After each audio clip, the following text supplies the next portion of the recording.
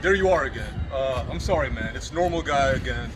I was kind of just staring at the nice view that we have over here. I don't know. I kind of was just walking around my apartment area, and I sort of noticed the stadium. Very, very picturesque, very serene sort of stadium. Just kind of wanted to meditate about. I just wanted to meditate about now. I've been doing Lyft, as you guys know, in Miami, and while I can't give you a very accurate representation of how much I make in 1 week, because I've had some issues with with my car, so a lot of the expenses had to go with the tune-up, with the oil change, and with the tire rotation, blah blah blah, yada yada, etc. However, I will tell you that so I sort of broke it up in profit analysis kind of thing. I will give my producer Bobbin more of the technical information later. I kind of just got to go off the fly on this one, but I made a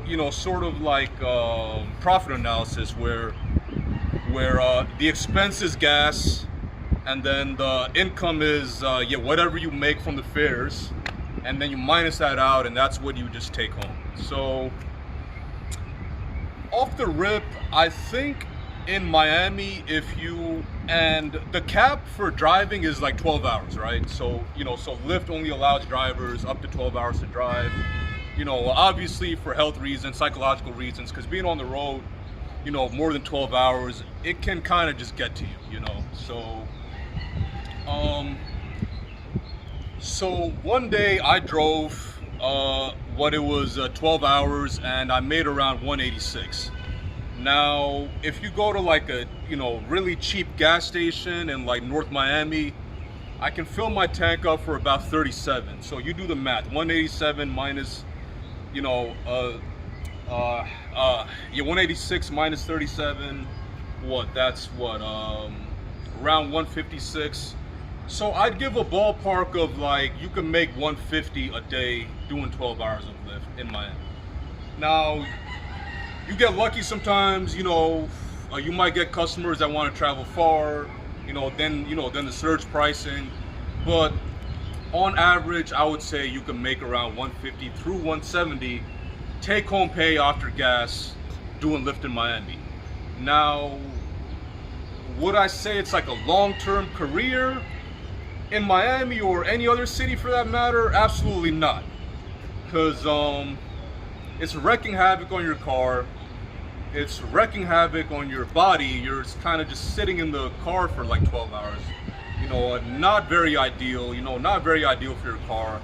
And even socially, I mean, like, you're spending 12 hours in like a, metal can just driving around. I mean, think about it, guys. I mean, But,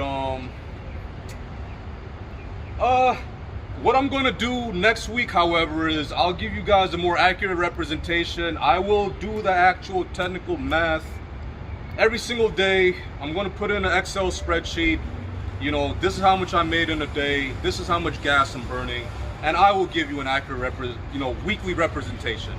I will be that dummy that's going to be in his car for 12 hours a day, 7 days a week, and just doing this Lyft next week. So stay tuned.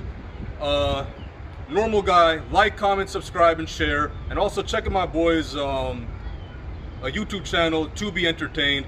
Signing off. And let's just go back to the view now.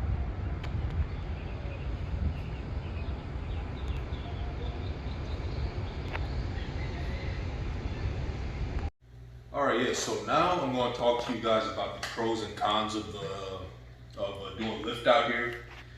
From my observation, I kind of noticed that, pros are, I'd say like the number one thing, from the get-go is pros would be, there's like a lot of tourism activity going on around here. A lot of the economy of Miami is based on tourists and people, coming out here to have like a good time, as, it's kind of like a tropical island sort of culture, I guess you could say. So there's like a constant influx of tourists coming in and out of Miami. in the way of saying that, you know, I'll pick up, you know, like a lot of tourists from the airport, and then out is that I'll be taking people from their hotels to the airport. And then even in South Beach and even in Brickell, you know, various parts of Miami, there's always people that are just trying to travel from like one area to the other, you know, trying to just go from, you know, one destination to the other. Another pro I would say is, you know, the local community in Miami, they have a little bit more, I guess you could say, money on average. So they can kind of capitalize on just, you know, spending more on Lyft, spending more on Uber, spending more on delivery services, as opposed to, you know, people in New Jersey or like Northeast, because, you know, let's face it, I mean, if you can move to Miami and live here, it means that you're a little bit more well off. And then I'd also say that, you know, there's a bit of a networking opportunity that presents itself in this area, as well as there's people from different walks of life, different ethnicities, different cultures that are traversing about the area. So I spoke to, you know, various different people, and I got, you know, different viewpoints on, you know, different things.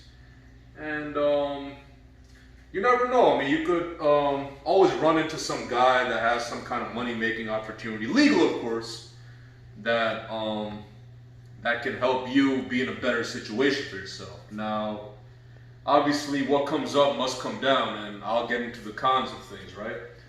So I would say the cons are, especially in South Beach, there's like a lot of kind of like shady kind of criminal activity going on. So sometimes I would have individuals in my car that would be a little bit intoxicated. Obviously that's a bit of an issue, there's a bit of a safety concern, but there's certain things I do to sort of prevent that. You know, I'll have a dash cam in the front.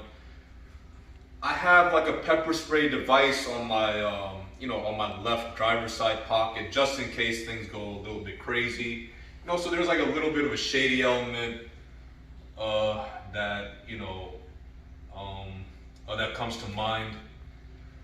Another con I would say is,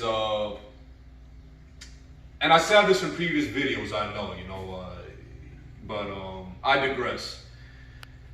There's a lot of, people can't drive. I mean, it's kind of like a GTA kind of environment, a little bit lawless. You know, there's one guy going, you know, 30 on the 65. You know, then there's like other 2-3 cars, they're going like 100 miles an hour. They're trying to pass you.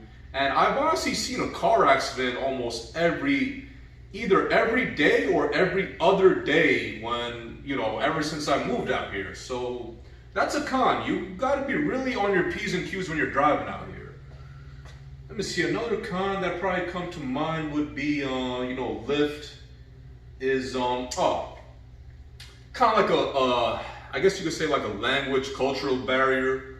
You know, as I've said before as well, is, you know, there's like a big Cuban / Latino population, and, you know, sometimes I would try to communicate with the individual trying to get in my car to get, you know, to get to their destination. And sometimes they would only know Spanish.